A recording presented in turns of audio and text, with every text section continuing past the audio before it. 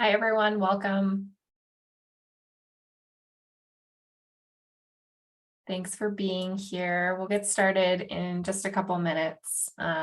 Typically start a few minutes late to give folks some time to jump in. No problem.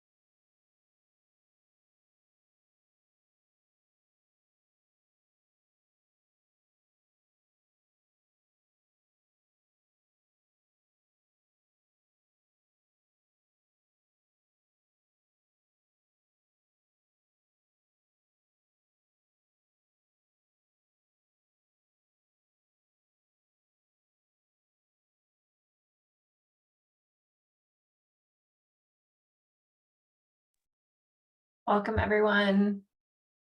I just dropped the link for today's call in the chat, so please take a look at that if you haven't already had a chance to do that. I see a few folks are still joining us, so I'll just give it one more minute before we start.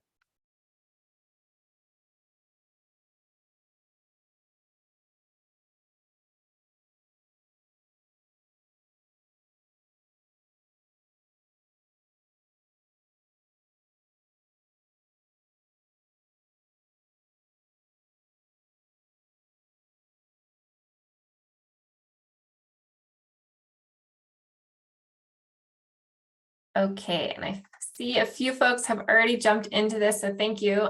So please start using the chat to introduce yourself with your name, your organization, any other fun information you want us to know about you. Please drop it there. Scarlett is with me from my team today, and she's taking notes and trying to document everyone here today, so we know who is in the Zoom room. So it will make her life much easier if you add all the information directly to the chat. Okay, and I'll just drop the link again for those folks who are just joining us for the agenda. There we go. Okay, so today is the April Food Assistance Provider Call. My name is Julia Grenfeld. I'm a program manager with the Prince George's County Food Equity Council, which is fiscally sponsored by the Institute for Public Health Innovation. For most of you probably know this already, but we've been hosting these calls for about 3 years now, since the beginning of the pandemic, and really it's an opportunity to come together and provide a space to share resources and connect with fellow food assistance providers and community organizations. These calls are hosted every month in partnership with the Department of Social Services. I'm not sure if we have any of our DSS friends on the call today, but shout out to those folks if you're able to join. So like I said, we have let me see, a packed agenda. I'm just trying to admit folks that are joining, so bear with me.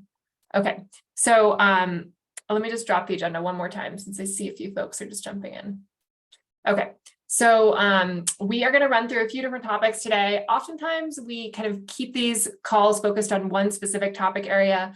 Today is kind of a medley of topics, a soup of information, as I've been calling it, to really bring a few different resources and different updates to you all today. So I am going to just pull up my agenda so you guys can see what we're going to be talking about, and then I'm going to stop talking because really what I think you guys all are here for is to hear from our presenters and not just hear me speak. So let me just show this to you so you know what we're going to be going through. But this is our agenda for today. We always start with some welcomes and introductions. So if you're just joining us, please be sure to introduce yourself and drop your contact information, your name, your organization, whatever you wish to share in the chat so we know who's here. We've linked the notes from our last meetings as well. And then really the bulk of this call is going to be focused on a few different topical areas. We have Haley Rice from the Capital Area Food Bank, who's going to be talking about after school and summer meals. We also have Kara Panowitz with Maryland No Kid Hungry, who's going to kind of be tag teaming that topic a little bit. And then we will have Janelle, who will be talking about Head Start. And then we'll also have Michelle, who's going to be talking about SNAP fraud reimbursement opportunities. And then we'll close out the call with some community announcements. So if you have anything you'd like to share, please feel free to do that. You can drop it in the chat or take yourself off mute during that portion of the call. And then we'll be sure to wrap up by about 2 p.m. Maybe we'll get that done a little bit early. We'll see how it goes. So again, the agenda is in the chat, so please feel free to take a look at that if you haven't already done so. Okay, any questions before I jump into it? Okay, so I am going to open this up to either Haley or Kara. I'm going to let you guys decide who wants to go first, because I know you're going to kind of be talking about similar things. I can go first, Haley, because I'm going to do kind of a general thing, and I feel like you'll kind of get more detailed about you all, so I'll jump in first. Thank you. That sounds perfect. And I'm going to share my screen. Hold on 1 second.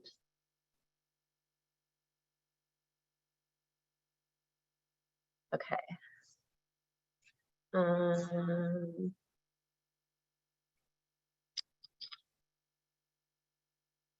Is this gonna work?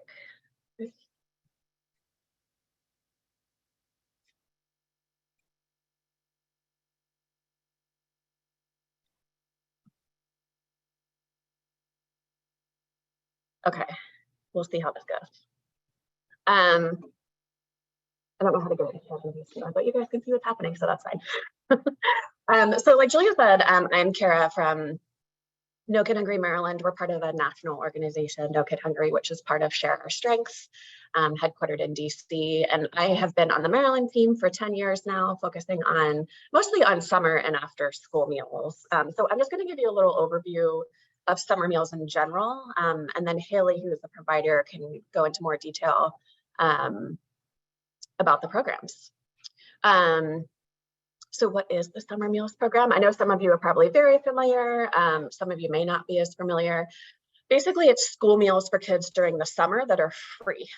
And how it works is basically wherever you want to serve these meals, wherever you want the site to be, which could be a school, but can also be places out in the community, which I'll talk about in a second.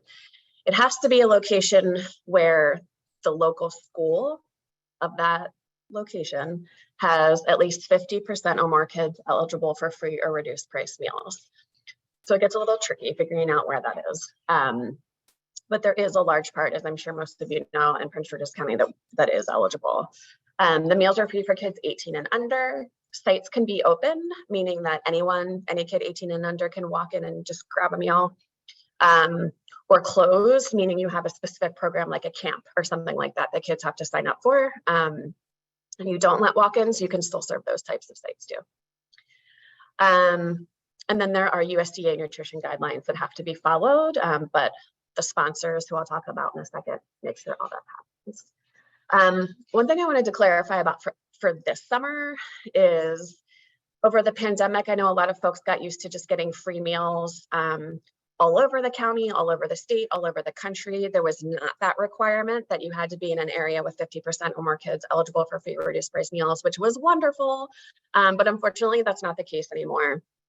So for this summer, kids will have to stay on site at those walk-in sites to eat most of the meal. It gets pretty technical about like what they can eat and what they can take with them, but they will have to stay at least for a little bit and eat most of their meal on that site, even if you're doing it in a park or something like that. So just wanted to clarify that. And that is coming down from USDA. That is not a decision by Maryland or anything like that. That is a countrywide thing that has changed since the pandemic. Quick overview of how it works. So USDA basically runs the program. MSDE, there's a department for community and school nutrition programs. They oversee the program for Maryland. And then you have your sponsors. And so the two main sponsors are on this call. One is Capital Area Food Bank, where Haley is from. And then Amanda Lowry is also on the call, and she is from Prince George's Schools Food and Nutrition Services. They're the main two providers in the county. And so what they do is figure out where the meals are coming from, whether that's the schools or a caterer. They get meals to the sites. They handle all of the finances and paperwork to make sure the sites can get the meals. And then the sites are the ones who receive the meals, distribute it to the kids, make sure they're doing the food safety things that they need to do, and then tally how many meals are actually given out. The sites can be a whole array of things. It can be schools, like I said, but it can also be faith-based centers like churches or synagogues, rec centers, apartment complexes. It can be an open park. It can be all kinds of places. So I just wanted to throw that out there because the options are pretty endless as to where you can actually make this happen, which is one of the great parts of the program. And then finally, mdsummermeals.org is the main website for Maryland with summer meals. You can go to that site now and you can actually do a search for sites from 2022 and it will show you all of the sites. You can go to Prince George's County and it will show you all of the sites that were served last year, all of the open sites, meaning all of the sites where any kid could walk up and get a meal. The purpose of this website is for folks to be able to go and find a site they can walk up to any place in the county or any place in the state, really. So you can look at a list from last year of what all those open sites were. And eventually it will show the 2023 sites for this summer, but that will probably not be up until June because the sponsors have to get their sites approved and it has to go through this whole process. So it's usually late May, early June before all of the sites are actually in there as to who will be serving meals. But I wanted to go ahead and plug that now so folks have that and can share out that information. And then I just put the contact information for both Amanda and Haley on here, and you can reach out to either of them and learn more about their program and how they operate. And that is it for me. I can take questions now, or Haley can go, and then however you want to do it. Awesome. Thanks so much, Kara. Maybe we'll just jump straight into Haley's presentation because I feel like folks might have questions that Haley potentially will address. So Haley, off to you.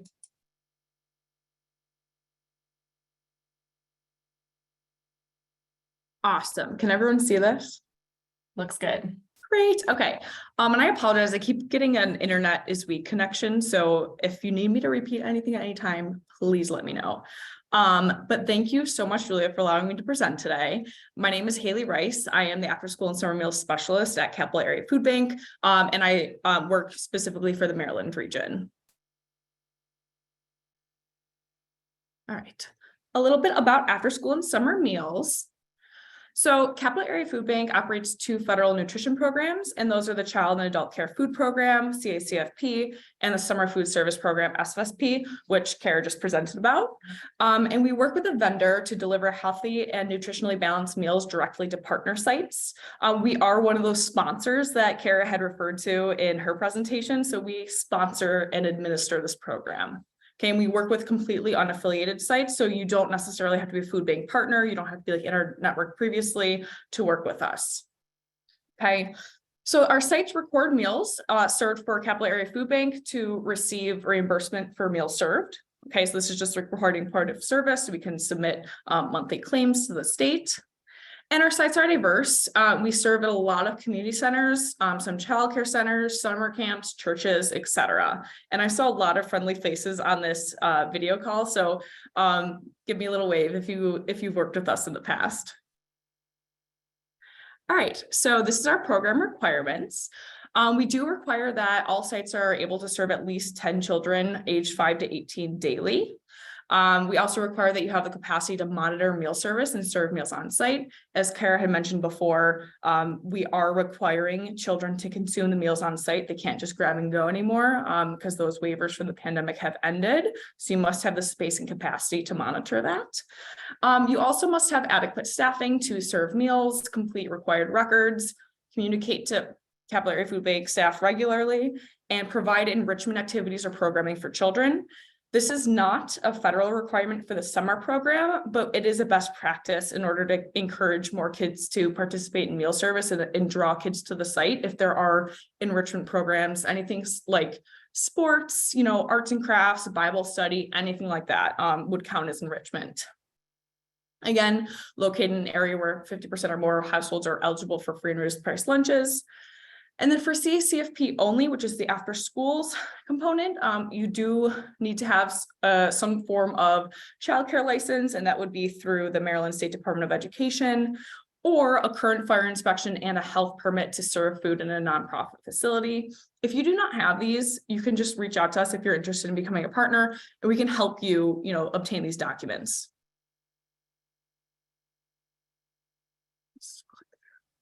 All right. So for summer meals resources, you can visit our summer meals campaign website to locate free summer meal sites near you. And we have these resources in both English and in Spanish. And as you can see at that top right-hand image, this is just a little screen clip of our interactive map that we have.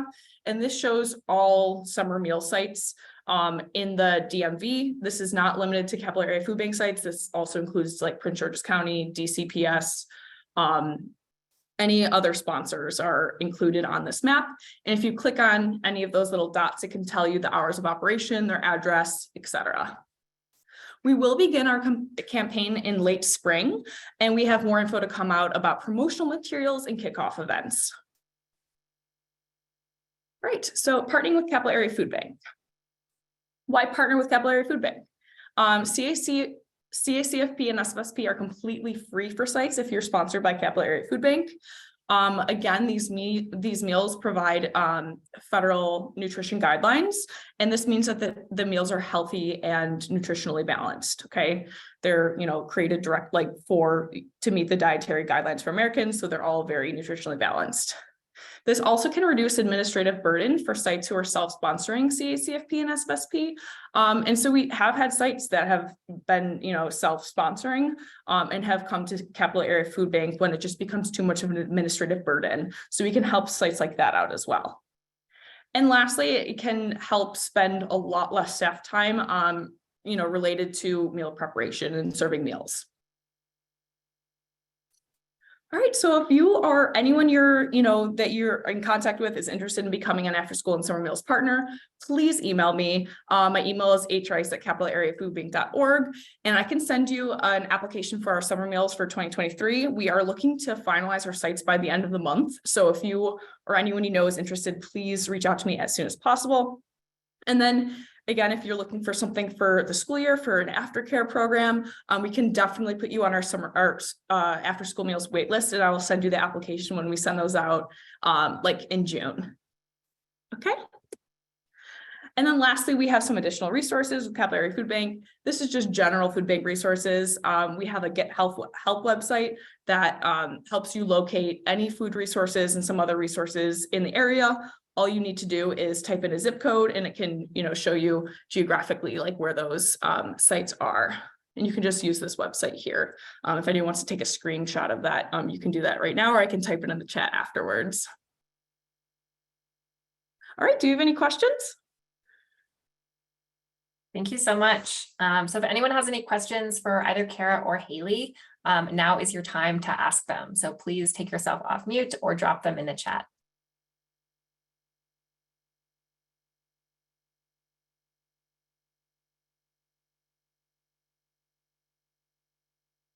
Going once, going twice.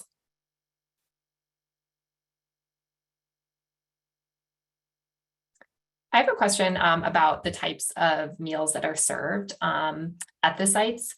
I know you mentioned an emphasis on kind of nutritional value and content of the food. Is there any emphasis on kind of providing culturally appropriate or culturally tailored meals for students? That's a really great question. We work with a vendor, and the one that we are working with at the moment, there's just a little bit less flexibility. We are exploring options for other vendors, and they usually do take feedback on the menus, but we're looking to explore more options in that. That's a really great question. Great, thanks so much. Anyone else? Okay, well, we'll continue on. Thank you so much, Kara and Haley. I really appreciate all this great content and sharing this with our network. We would love to share out that application with anyone else who wasn't able to join this call, Haley. So please feel free to send that my way, and I can get that to the folks that might be interested in applying.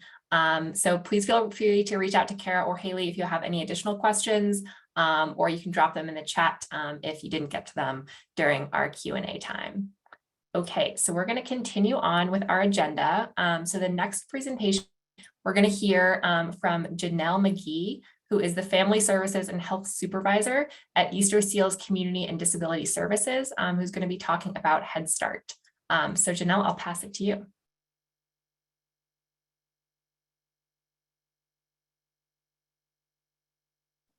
Hello, how are you? Hi there. I'm Anaya Gaither, and I'll be talking in the place of Janelle today. Perfect. Sounds good. Then I'll pass it over to you. All right, so I am from the Easterseals Head Start School Program, and we have a site on Allentown Road in Maryland, and we also have another site on Marlboro Pike in Maryland. And then we just expanded to DC last year in July, so we are also in the DC area. And we are, so question, man, what exactly will I be speaking about today? Am I just talking about the Head Start program? Yeah, we had talked to Janelle about have you guys talk about the Head Start program and any kind of resources or information that any other community organizations could tap into to maybe refer any clients to that program.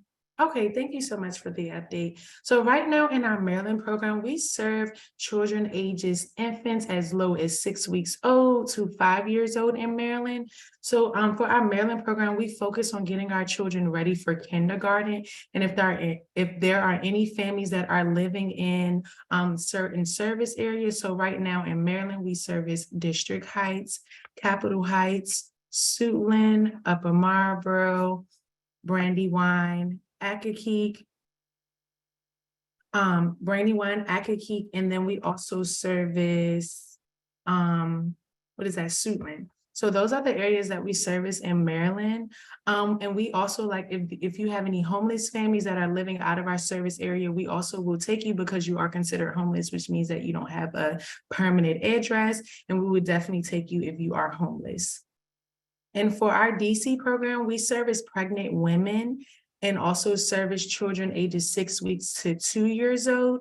And once they turn 3, we transition them into charter school, because in DC, you can go to public school when you turn 3 years old as a pre-K student for pre-K 3 and 4. So usually when you turn 3 years old, we'll give you the resources to kind of have you start transitioning at 2.5 years, and we'll help you apply for public school. We'll also help you do the application. And as soon as you've been enrolled, then you would transition out of our program, even if your child already turns 3. And we also have a lot of resources. Like I know right now, we service where we get the Capital Food Bank food once a month on our Maryland Marlboro Pike location in Maryland. We are looking to extend it in Allentown Road in DC, hopefully very soon. But right now, our families are receiving food on a monthly basis. And we usually create grocery bags for the families with fruit and vegetables, canned foods, or any dry foods that we have. And we'll give them bags of groceries and have them fill out a survey for food. And we also help families with just meeting self-sufficiency. So if we have a family that comes that is homeless or is unemployed or just really wants to go back to school, what we want to do is help start them where they are. So if they're homeless, we'll help them find housing. We'll also help them find a job or even apply for jobs. And we have a family advocate that will help work on their resume so that they are resume ready for their interview.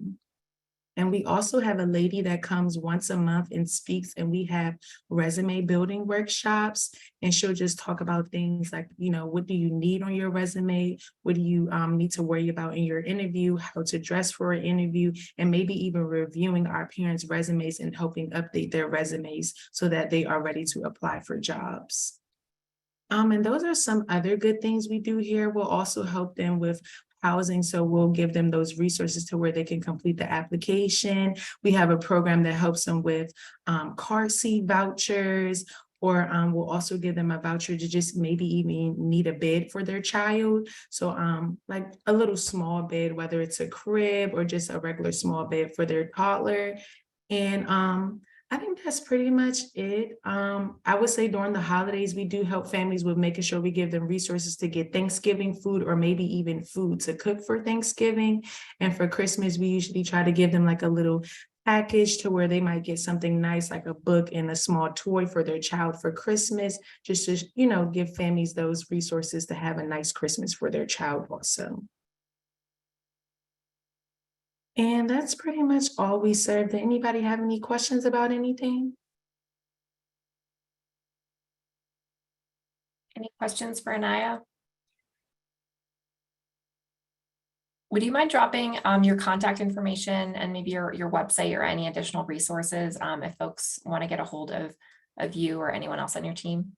Yes, ma'am. And I'll also add our phone number for anyone that may want to sign up their children for our school program. I'll definitely add the phone number. Great, thank you so much. You're welcome. And if anybody thinks of any questions, definitely put them in the chat and I will respond as soon as possible. I had a question. Sure. Do you expect to ever expand to the northern part of Prince George's County? So we haven't. The only reason why we're not expanding to that area is because there's another Head Start program called the Lori Head Start Center that is serviced for those northern areas like Bowie, Maryland, Laurel, that whole area. So if you guys know anybody or are in that area, I can also leave their information for the Lori Center also, just so you guys know that's for that northern area that you're not zoned in. Okay, yeah, because that's my council member takes care of that area. Okay. In North College Park. Oh, yes, definitely. And they service College Park. Would you like me to leave their information too for that area? Fantastic. Okay, I will definitely leave that in the chat too. Thank you. You're welcome.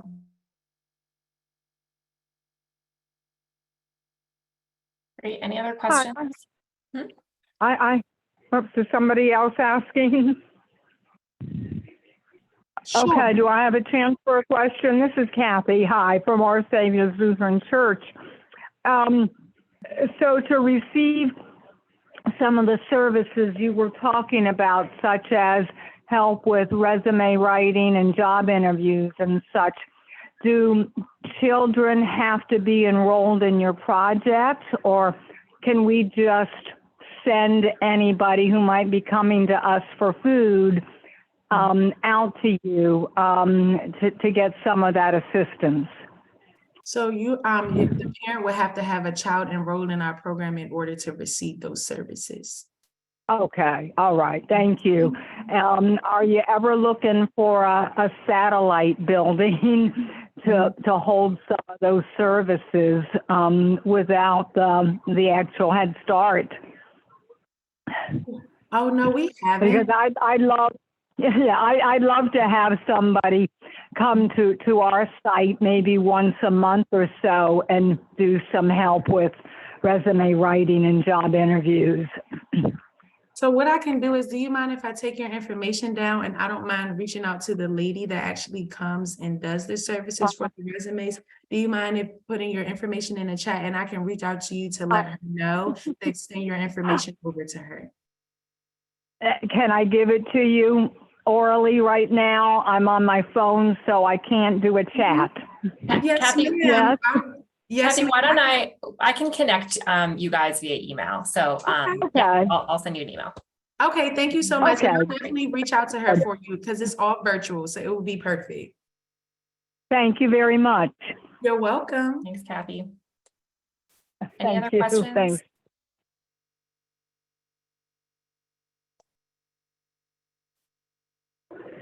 Okay. We'll continue on. So thank you so much for sharing these resources, and we'll be sure to follow up with anything else via the notes. And Kathy, I'll make sure you guys are connected via email. Thank you. You're welcome. Thank you. Okay, so we're going to continue on with our next speaker. So we're going to have Michelle Madaio. I hope I'm not butchering your last name. People do that all the time to my last name because it's a hard one. So Michelle's going to be talking about SNAP fraud reimbursement opportunities and provide some more information. So hopefully you can help spread the word about that opportunity. So Michelle, I'll pass it to you. Thank you so much. So my name is Michelle Madaio, she, her pronouns. And I'm Director of Economic Justice at the Homeless Persons Representation Project. We are a civil legal services organization. We have office in Baltimore City and Montgomery County, Prince George's County. the view just switched to my giant face, so I'm switching it back. All right. And yeah, we provide free legal representation to individuals and families throughout the state on different kinds of cases.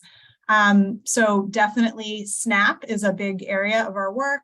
We provide free legal representation in SNAP denials, terminations, pretty much any decision a person disagrees with, they have a right to appeal. We've represented a lot of folks in appeals. We also engage in advocacy, trying to expand different social safety net programs. And our work is not just the economic justice, it's also, we do housing cases, criminal record expungement. So I can, at the end, drop our organization's website into the chat.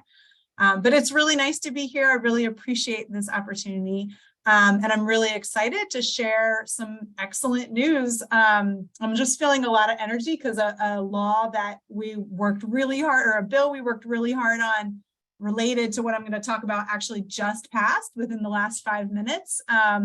So this is like breaking news. I'll share that. So I'm going to screen share. Actually, I have to first screen share my screen. I did a little PowerPoint. Okay. Julia, I can see you. Are you able to see my screen? Yes, looks good. Okay, great. And then I will play it.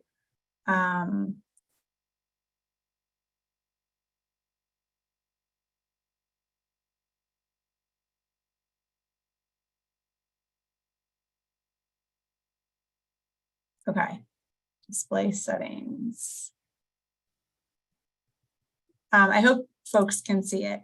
Okay, so yeah, I'm here to talk about, so there's been a really awful rise in theft of benefits. So the benefits, the SNAP benefits and the cash benefits like temporary cash assistance and temporary disability assistance program, those benefits are all placed on the same electronic benefit transfer card or EBT card.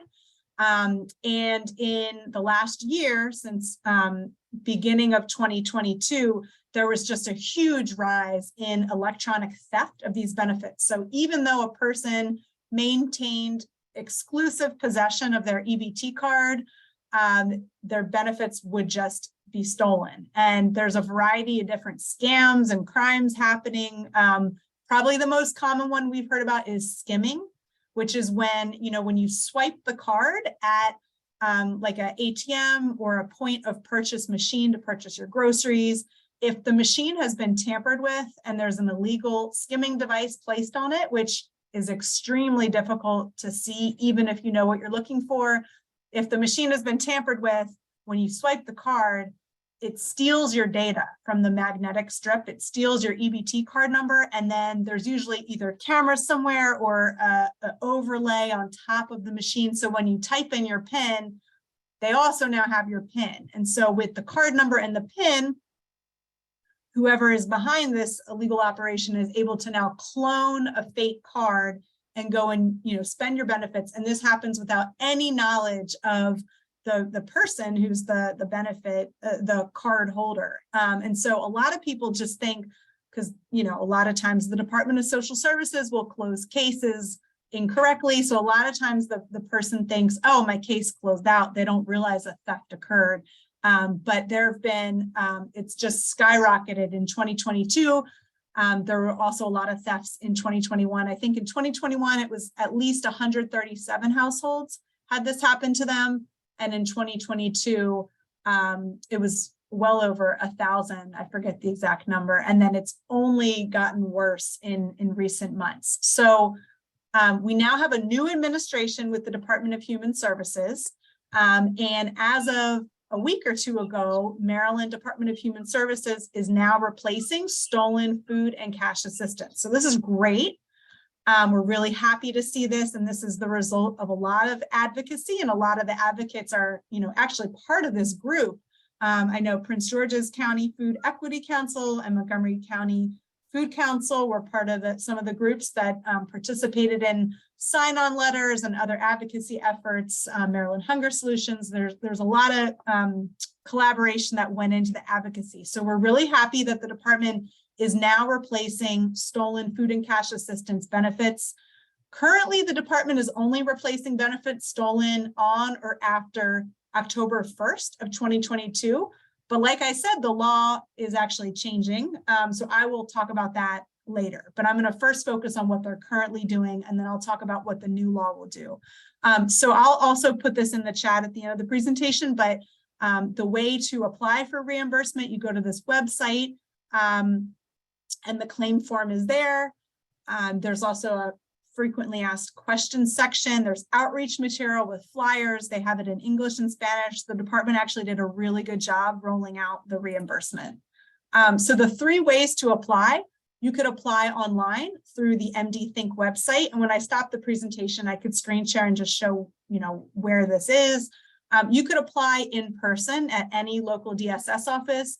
My understanding from the department is the DSS offices have been instructed to help people who come in person. So if a person goes into a local DSS office, they're supposed to be helped and assisted with the application. They have a paper application. They also can help you sit down on the computer, do it online. You can also, if you need assistance, do it over the phone. There's a number of different SNAP outreach organizations that are able to assist folks. I only included a couple on here. Maryland Hunger Solutions, also CASA has a multilingual health line. They have an English-Spanish line. They have a French-English line. I know CASA also has, I think it's in Hyattsville. They have in-person locations as well. Let's see. Yeah, they have offices in Silver Spring, Hyattsville, and Baltimore City, but they also can provide virtual support. So those are the 3 main ways to apply. So I just wanted to answer some common questions like when should folks apply for reimbursement? Now. There's no need to wait any longer. The department has already, I think, received over 6,000 claims. And so, yeah, as soon as folks can. There are some deadlines that the department has put in. So if benefits were stolen between October 1st of 2022 through the end of February of 2023, the department is asking that the application be filed no later than the end of May. So May 31st, 2023 is the deadline to file the application if benefits were stolen between October and February.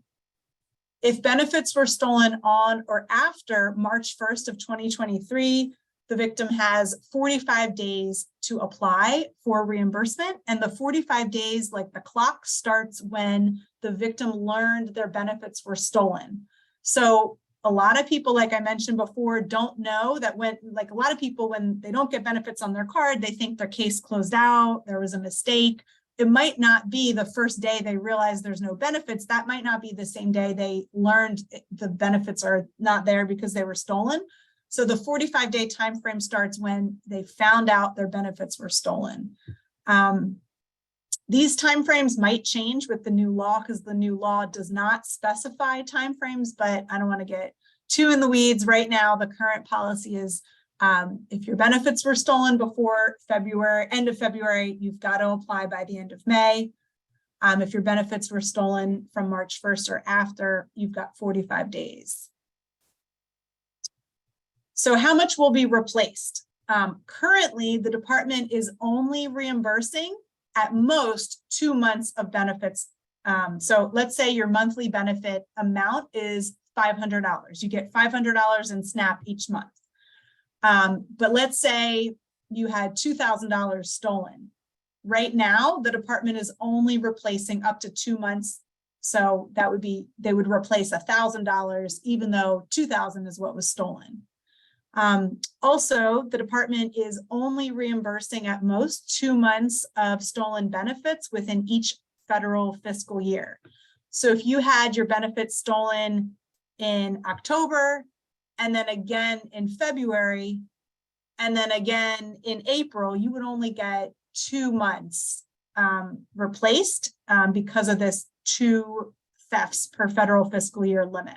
And the federal fiscal year is October 1st through September 30th.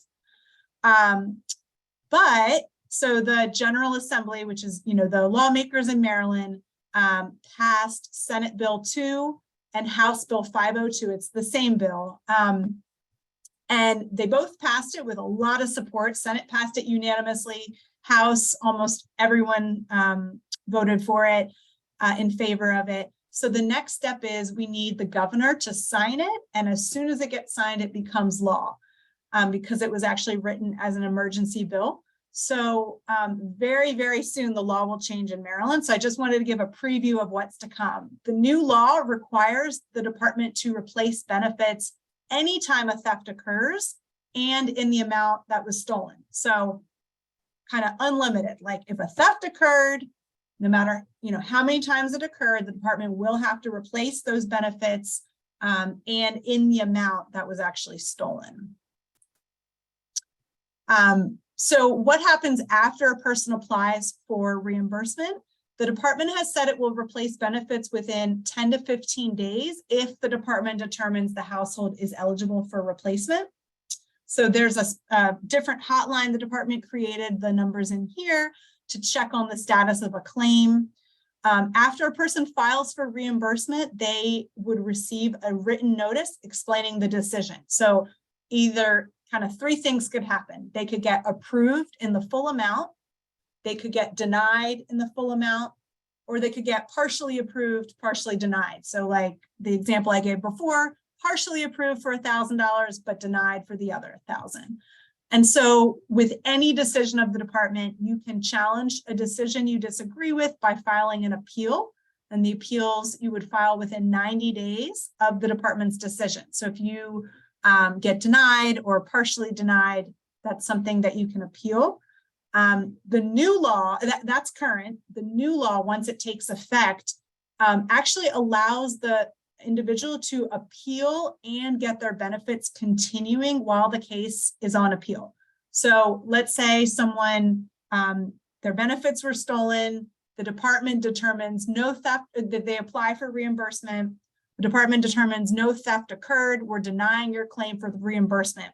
That person can actually appeal and, as their right, get their benefits during the course of the appeal. If they win their appeal, great.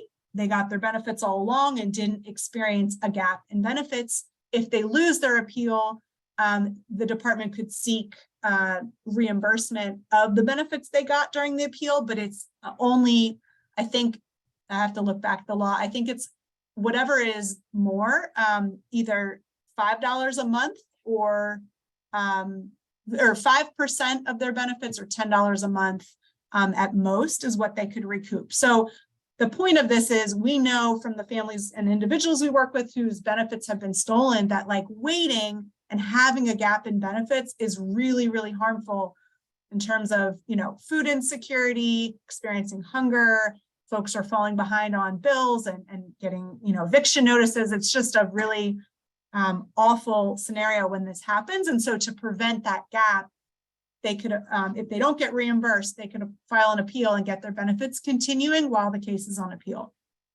I do want to give a little bit of praise to the department on how this has been going. The department, from what we've been hearing, has actually been reimbursing benefits for folks who are eligible sooner than their own time frame. So even though it's a 10-day time frame, we've been hearing from folks that somewhere between like 3 to 5 days is when they're getting replacement of benefits after they apply. So things are happening really quickly in a good way. So just, please help get the word out that folks are now eligible for reimbursement of benefits and to apply. If someone's benefits have been stolen, the way to get a new EBT card, there's two ways. You can get it, you can request it to come to you by mail. You can get it through calling the number on the back of the card. Usually it takes, I think, 7 to 10 business days, sometimes longer. So I did want to just highlight that anyone could go in person to their DSS office and request an emergency card. You're supposed to be able to get it right then and there.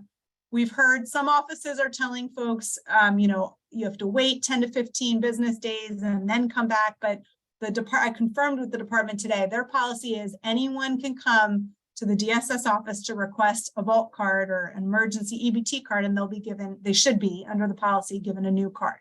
So, also folks are, supposed to be changing their PIN numbers as well. So the new law will be really, really soon. I'll definitely send an update. It really just depends on when the governor signs it, but because it's an emergency bill, it goes into effect the day that it's signed. Again, there's no limit on replacement of benefits under the new law. So if folks who already applied for reimbursement and didn't get it or got partial, I would just say reapply once, they could appeal or they could reapply once the law takes effect, because the full amount should be replaced. The law also says that the department can issue benefits stolen back to as early as January 1st of 2021. The department actually can go back further if they want. But the law specifically says the department can go back as far back as January 1st of 2021. So right now the department's only replacing as of October, but when this new law takes effect, most likely we're going to probably engage in advocacy to make sure that, they are going back further prior to October to make victims of past theft whole. I already talked about the appeal rights. And another feature of the law is it really broadly defines theft. So right now, the department is only replacing benefits that were stolen electronically off the EBT card. So if your actual, let's say you were robbed and your physical card was taken from you, the department's currently not replacing benefits for that kind of theft. But under the new law, theft is really broadly defined and includes physical theft of the card. And this is my contact information, which I will also drop in the chat. I'm just going to end the slideshow and quickly just show you where to find the claim form.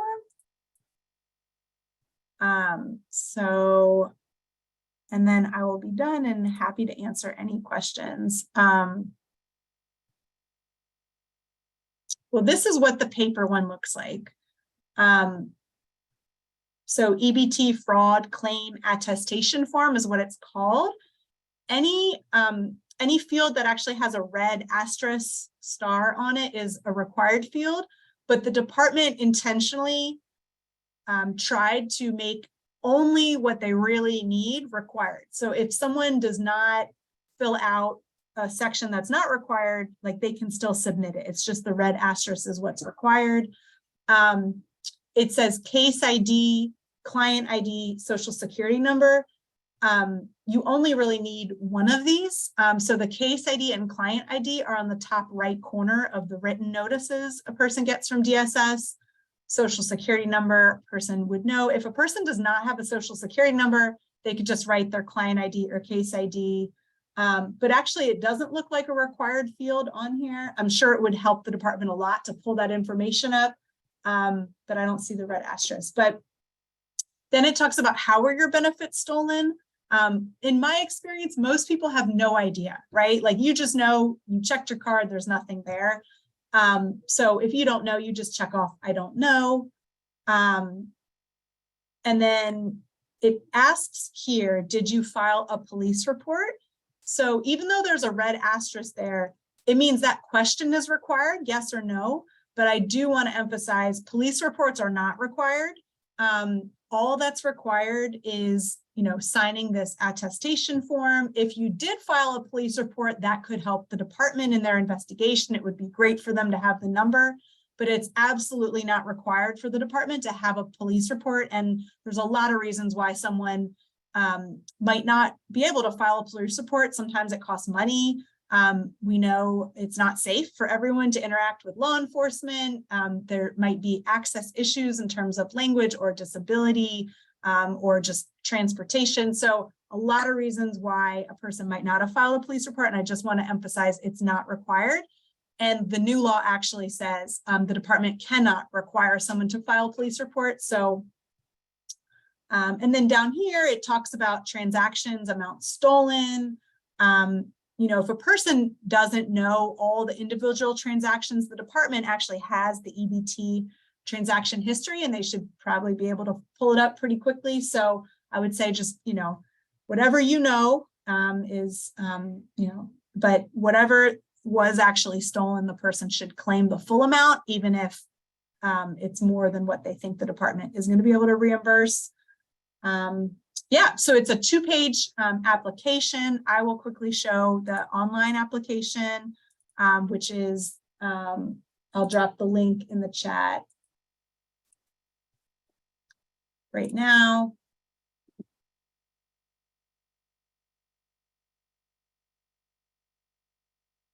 And then I will pause and be done for questions. Okay, so this is when the link I just dropped in the chat, when you pull this up, this is what it looks like. And it says, click here to file a claim. So you could actually click, and that brings up the online application, which you can also get to this through MD Think, which is how most people who receive benefits either apply or interact with the department online, the MD Think website. So you would just click I agree, and then I don't even think you need to be signed in to fill this out. I think you just fill it out and then submit it. There is for Spanish, what you would do is up here on the top right where it says Español, you would click that and it comes up in Spanish.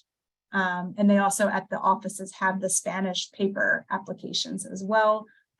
One quick note about language access is just, federal civil rights laws, of course, apply. And so a person who needs to communicate with the department in a language of other than English, who has limited English proficiency, the department is required to, provide the communication, whether it's in writing or orally, in the person's language. And similarly with disability, if someone has a disability and needs the department to accommodate them, whether it's they need more time, they need assistance completing information, reading, comprehending. The accommodation is very, very, very broad and dependent on what the disability is. But if a person with a disability needs a reasonable accommodation, they can request that. And the department in most cases is required to accommodate.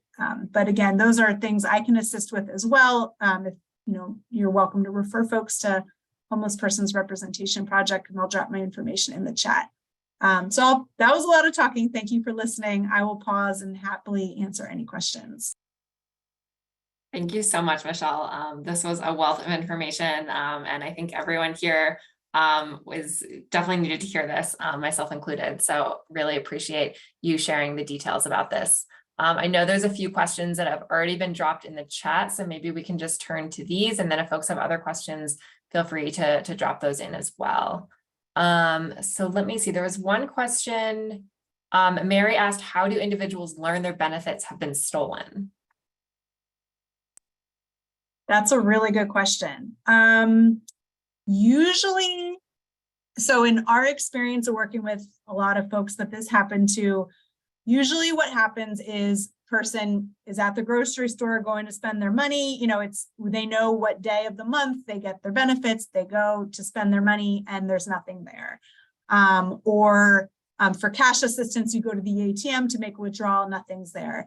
Or it's like everything is gone except for $10. So usually that's the first a person knows something's wrong, but they didn't necessarily know a theft occurred. Then, and this looks different for each person, but then usually, the person might contact either the EBT call center or the Department of Social Services and will say, I didn't get my benefits this month.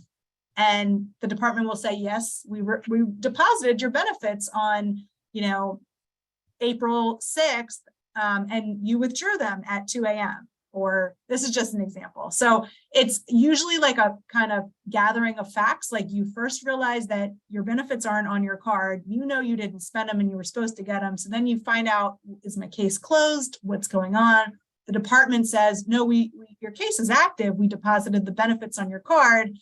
And then you are like, yeah, I never got that. I didn't make that withdrawal. There's some cases are more obvious than others. In terms of like when you look at the EBT transaction history, sometimes the benefits were used in the middle of the night or out of state.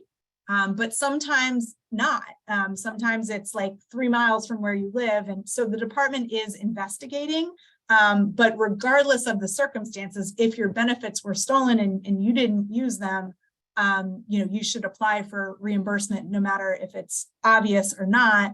And I'm not sure what the department's investigation entails, but if the department for some reason determines no theft occurred, but a theft occurred, the person can then file an appeal. They would get to go before an administrative law judge and have a hearing. So yeah. And I'm going to look through the chat. Yeah, I think kind of on the similar note, maybe we can turn towards this next one. So is there anything being done about EBT card security to prevent theft? Yeah, so the bill actually requires, it's gotten amended. So I'm like, what's the current state? The bill actually says that, right.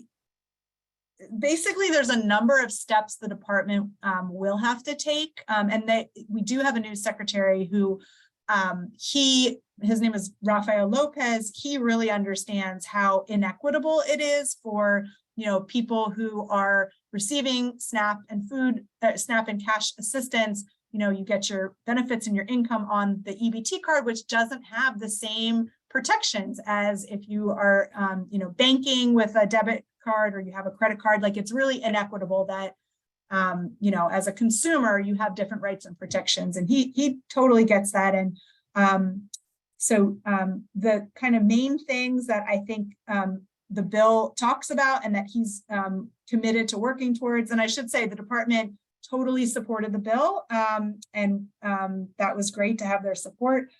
So they want to include a smart chip or the microchip on the EBT cards starting in October. They also want to start using two-way fraud alerts, which is, I think, like if basically a person, like if the department notices a suspicious activity on a card, they could text someone directly, or if the person notices something, they could text the department. They also, I think, want to offer options for people to opt into certain settings. Like, if I have no plans to travel outside of the state of Maryland, there's no reason my card should be used out of Maryland, I'm going to choose to have the card not work out of Maryland. Like, you could do that, or in the middle of the night, different things like that. So I do think, I think the two going hand in hand is really important. On one hand, it's great the department now has to replace benefits anytime they're stolen, but this is just going to continue to happen. And so on the other hand, the department also needs to be working towards strengthening the security of the cards. And they are committed to doing that. And the bill speaks specifically to that. Great, thank you so much. Yeah. I think there's just one more question that I want to address before we jump off. So if a client has already completed the fraud form back in November, but they were denied, do they need to complete a new form, or can they just forward their old form to DSS? Claim form. So this new claim form only became available as of March. Like, I want to say March 20th, I think, is when it went live. So if they requested reimbursement of benefits back in November and didn't get it, I would say to apply now, because the department was not reimbursing benefits back in November. In theory, the department probably should have that information and reach out. And I know in some circumstances, the department said they were going to be reaching out when they knew they had the information, but I think so many people are applying. I think they, if they haven't heard from the department by now, they definitely should fill out the request for reimbursement online, by phone, in person, and then that will trigger, the department would have to respond within 10 to 15 days. Great. Thank you so much. Okay, I know we have 1 minute to spare. I just want folks to see that it was a comment in the chat about some of the securities that are being put in place around EBT cards. So please take a look at that. Check out the note, because that has some helpful information. Again, we'll share all this information in our notes. when we send those out. So Michelle, thank you so much. Thank you to all of our presenters. I really appreciate you taking the time to share this content with us and taking the time out of your day to join our meeting. So with that, I'm just going to wrap up really, really quick. So we have a few community updates listed in the agenda. Let me just find that. Bear with me.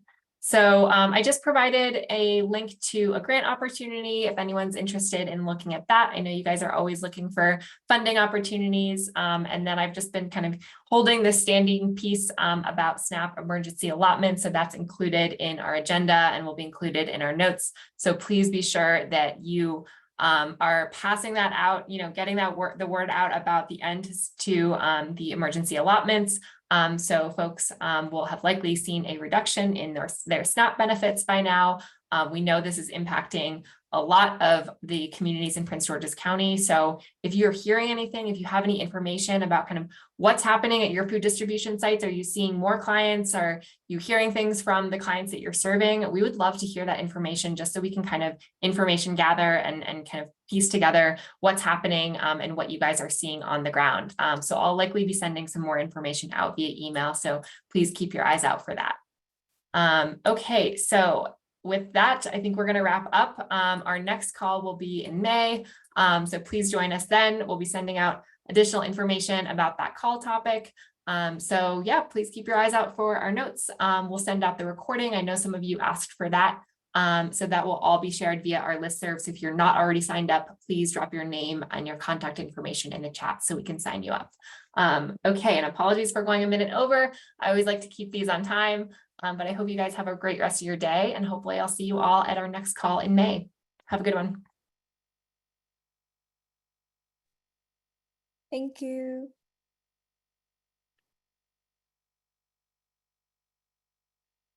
Thank you.